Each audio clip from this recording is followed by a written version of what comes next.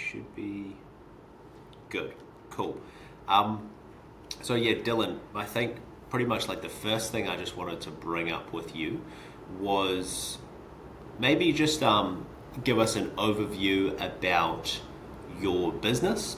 Tell us a little bit about your role in the company, what you guys do, how long you've been in business, just a bit of a backstory about you guys. Yeah. I'm with an agency, Johnson Jones Group. I founded it in 2014, so 10 years ago. We do lead generation and lead nurturing for primarily the hospitality industry. And so Google Ads, websites, search engine optimization, content marketing, and marketing automation, CRM stuff help hospitality business just generate more customers. Cool, cool. And what is your like role in the business? Like what are you in charge of? What are you, not in charge of? Like what do you mostly focus on day to day? Yeah, so we're fairly staffed now. So I guess I would say my role is operations. I kind of take a float role. And right now, I'd say most of my day to day is in strategy for clients. I do a lot of client strategy and implementation of that strategy for their campaigns. Cool, cool. Okay. And I guess maybe over the past, X number of years, up until this point, what are some things that you guys have done to grow? Like, what is some of the marketing strategies you've done for your business to try and get more, clients coming through the door? Yeah, so we've done trade shows. We do a lot of Google ads. We've done cold outreach, B2B campaigns, and then we get obviously some referral traffic. But prior to working with you guys, probably a majority of our customers would have come in through our Google Ads campaigns or some of our content marketing efforts, blog writing and videos that we posted. Yeah, got you. Interesting. Trade shows. I didn't know you did that. Like, Yeah. what say trade shows? Like, what do you mean? We'll go to like industry specific trade shows. So we do a lot of wedding venues. There's a wedding MBA, which is kind of the largest trade show specifically for the wedding industry. And it's not really focused on marketing, but that kind of works out for us because we're the only agency that kind of shows up to that trade show. So it's a good way for us to meet with venue owners or different people in that industry. And so if we any trade shows we do would be kind of those industry specific where it's not necessarily for marketing, it's for a specific industry that we work in, and we'd have just a booth for marketing in it. Got you, got you. Okay, cool, man, cool. And I guess like up until like we've been working together for not a very long time, but a couple of weeks now. Like, how's everything been going since we launched? Like, what's your interpretation been thus far? It's busy. It's very busy. We've got a lot of meetings on our books that we've had, so we're a small team, trying to keep up.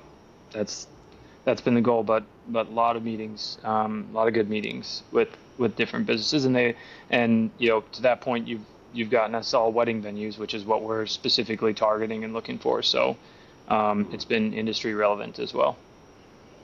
Cool, cool. Yeah, obviously, like wedding venues is the campaign that we're sort of focusing on at this point. Is there any other industries or niches that you guys are keen to sort of explore in the future, or are you mostly wanting to focus on the wedding space?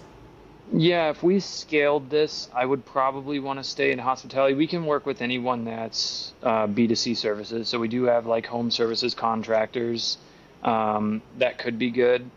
We also work in the medical space for like private practices. We could work with like chiropractors or dental offices, but right now we're probably focusing mostly on hospitality. So hotels, spas, golf courses, event venues, what we're doing right now, restaurants, anything kind of in that hospitality space is kind of our niche right now.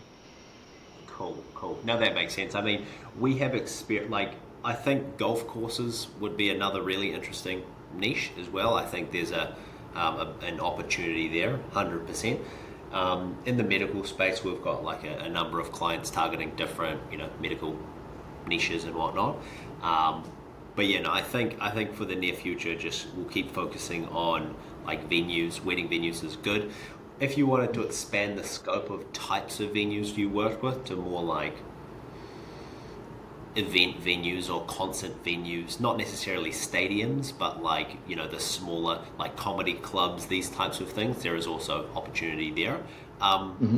Do you have any interest, in other types of venues outside of the wedding space, or It would not so much? probably branch. It would probably branch well into. Um, It'd probably branch better into like different businesses that have venue spaces. So like a hotel might have a conference center that does really well for private events, but we can kind of naturally upsell into running like Google Hotel campaigns or helping like book rooms, right? Or if there's like a restaurant that has a venue space that naturally kind of ties into um, helping them with like food sales or like promoting some of their events that they're putting on in their venue. So I think that that's a good vertical. Where we could maybe go next is a lot of these venues also do something else besides just their venue. Same with golf courses, like they have their banquet halls, but one of our golf courses we signed now wants to get into booking more tee times for their actual course. So that's just kind of a nice vertical because there's a good upsell there. 100%. No, 100%. That makes sense. Um, okay, cool. Well, I mean, maybe just one last question I wanted to ask, Dylan. Like, we obviously talk to a lot of different companies all over the world. Some people are skeptical, like, hey, we don't know working about with these guys from New Zealand, or you're not based in the United States. Sometimes we can run into a bit of friction there. What would you say to someone who might be a little bit hesitant about that in terms of like your experience working with us so far? I'd say you probably had a bad experience with, an SEO company in India or something. Not every company out of the States is the same. It's certainly easy to get burned, but um, you can't really deny performance-based pricing. Like it's, if it's there, you're paying for results. So if you're skeptical, it's like, okay, what's the worst that could happen? You get no results, and then you don't pay anything. So it's kind of and we've talked about this too, but the strategy that's there, like that's something I'm familiar with is running B2B campaigns, and you guys are doing it exactly how I would do it. So this is just a massive time saver for us instead of having to really buckle down because we're B2C and you guys are B2B. It helps us because we don't have to worry about that side of the business to get sales for ourselves. It's something nice to pass off. And lastly, I would say it's cheaper than a salesperson. So if you've got someone that you want to put in charge of generating leads, you might as well have them actually selling clients and having someone else in charge of actually bringing the leads for you because it's a lot more effective. And I can speak from experience for that, hiring many salespeople and not getting anywhere near the amount of meetings on the books that you guys have gotten for us without even having a salesperson on staff anymore. Yep, totally. No, I fully agree with that. Okay, cool, Dylan. Well, that's pretty much everything I wanted to ask you here. So yeah, thanks for that. I'll